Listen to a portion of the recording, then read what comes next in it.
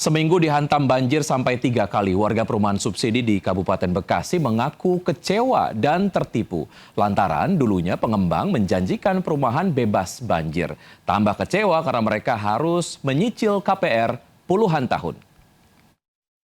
Sangat merasa takut dan juga cemas gitu adanya banjir susulan. Karena mengingat intensitas hujan juga masih cukup tinggi dan sepekan pasca banjir besar, ribuan warga perumahan Green Lavender Sukamakmur Kabupaten Bekasi masih was-was takut banjir sewaktu-waktu datang kembali. Meski sudah surut, tapi kondisi jalanan belum normal dan kering. Jumat pekan lalu, banjir di perumahan subsidi ini sempat mencapai hampir 2 meter. Rumah nyaris tenggelam dan komplek perumahan berubah mirip danau. Warga pun mengaku kecewa lantaran di awal beli pengembang rumah subsidi ini mengklaim bebas banjir. Tapi nyatanya sejak musim hujan ini warga sudah merasakan 3 kali banjir. Warga tambah kecewa lantaran mereka masih harus menyicil rumah subsidi selama puluhan tahun.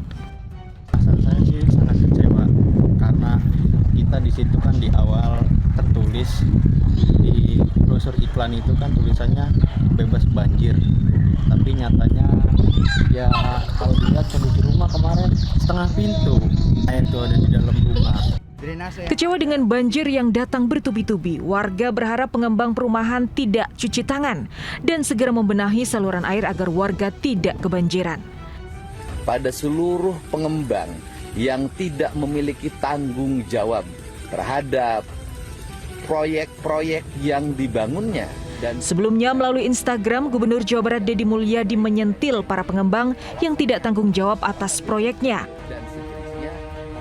Apalagi kerap ada embel-embel iklan bebas banjir. Dari Kabupaten Bekasi, Jawa Barat, Ahmad Johari Lutfi, iNews melaporkan. Bermaksud menjemur kasur di atap lantai 3 rumah tetangganya, seorang emak-emak di Tambora, Jakarta Barat terjatuh hingga terluka. Petugas pemadam kebakaran pun harus turun tangan untuk mengevakuasinya. Nih melaporkan di atas nih, atap jatuh dari bawah, Komandan. Seorang emak-emak Mia Rahmawati 31 tahun terluka di bagian wajah dan merintih di lantai 2 rumah tetangganya yang sedang direnovasi di Jalan Kerendang, Tambora, Jakarta Barat. Sebelumnya korban terjatuh dari lantai 3 saat hendak menyemur kasur. Nah, saat melangkah, kakinya malah menginjak asbes yang tak berpenopang hingga amblas.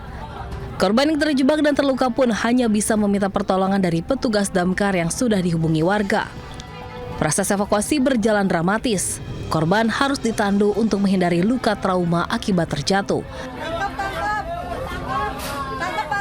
Selain itu, bangunan rumah yang terbuat dari kayu dan akses yang sangat sempit membuat sejumlah petugas harus hati-hati melakukan evakuasi.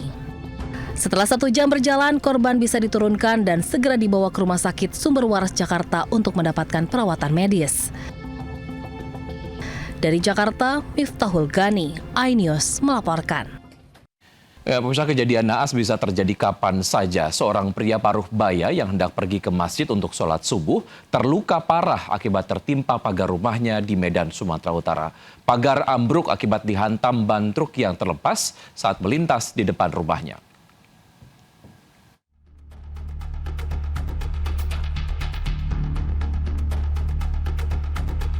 Dari rekaman CCTV, saat hendak pergi ke masjid untuk sholat subuh, Abdurrahman, 59 tahun, tertimpa pagar rumahnya setelah ban truk terlepas dan menghantam pagar rumahnya di Jalan Komodor Laut Yosudarso, lingkungan 7, Kecamatan Medan, Labuan, Kota Medan.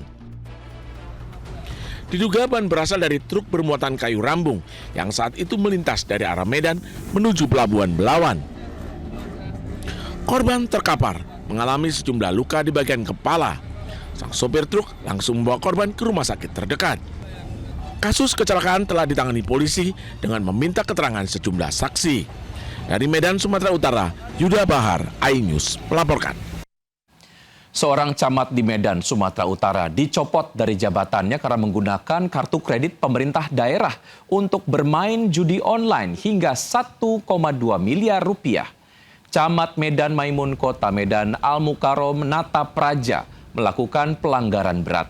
Ia menggunakan kartu kredit pemerintah daerah untuk kepentingan pribadi. Di antaranya untuk membayar hutang, menyewa rumah, hingga bermain judi online.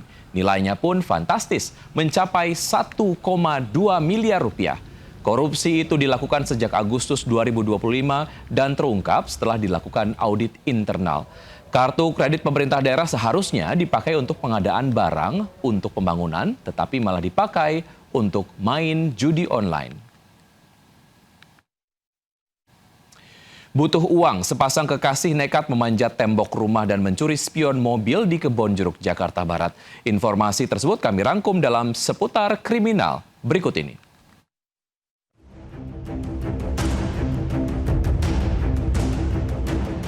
Kamera CCTV merekam sepasang kekasih saat menyatroni rumah warga di Jalan Kepa Listrik Kebonjeruk, Jakarta Barat. Satu pelaku lalu memanjat tembok dan naik ke atas kap mobil, sementara kekasihnya menunggu di sepeda motor.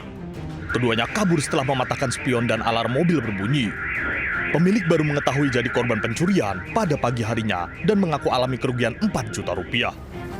Pencurian ini juga sudah dilaporkan ke Polsek Kebonjeruk. Sementara di Tapos, Depok, Jawa Barat, CCTV merekam 2 pelaku curanmor berboncengan motor mengincar motor karyawan sebuah toko makanan ringan. Namun, aksi pencurian gagal lantaran motor terpasang kunci pengaman tambahan pada bagian roda depan. Pencurian berlangsung cepat karena dalam hitungan detik pelaku berhasil menyalakan mesin motornya. Namun karena roda terkunci, aksi pencurian pun gagal dan pelaku kabur. Polisi menggerebek rumah bandar sabu di kawasan Cirebon, Jawa Barat. Hasilnya, ratusan gram sabu dalam kado ulang tahun bersama 1 pucuk senjata api rakitan beserta 3 amunisi diamankan. Polisi juga menggelandang 2 orang kurir narkoba. Hasil pengembangan seorang bandar narkoba ditangkap di wilayah Cilengsi, Kabupaten Bekasi. Dan dari tangan bandar, ratusan gram sabu kembali diamankan. Tim Liputan iNews melaporkan. Anak di Penjaringan, Jakarta Utara hampir setiap sore berlatih akrobatik di gang sempit yang penuh sesak rumah-rumah warga. Siapa sangka dari gang sempit ini lahir bibit-bibit atlet.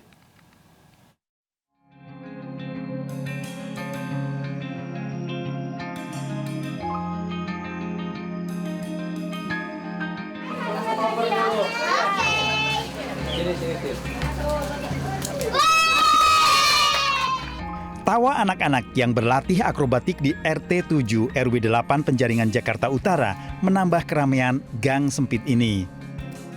Bergantian satu dengan lainnya untuk menggerakkan tubuh. Sorak gembira jika yang dilakukan berhasil ataupun gagal. Anak-anak tertarik sejak masa COVID sekitar tahun 2020 dan berlatih dari 5 hingga 20 orang setiap harinya. Yoga Ardian melatih kelenturan hingga anak-anak mampu meraih prestasi. Dia kebetulan 3 kali juara tricking nasional untuk kompetisi tricking battle junior. Terus kemarin terakhir dia juara 2 kickboxing, kejuaraan nasional kickboxing. Anak-anak tetap semangat tanpa meminta fasilitas dan bisa mengharumkan Indonesia. Dari Jakarta, Nata Arman dan Jamie Jasin melaporkan.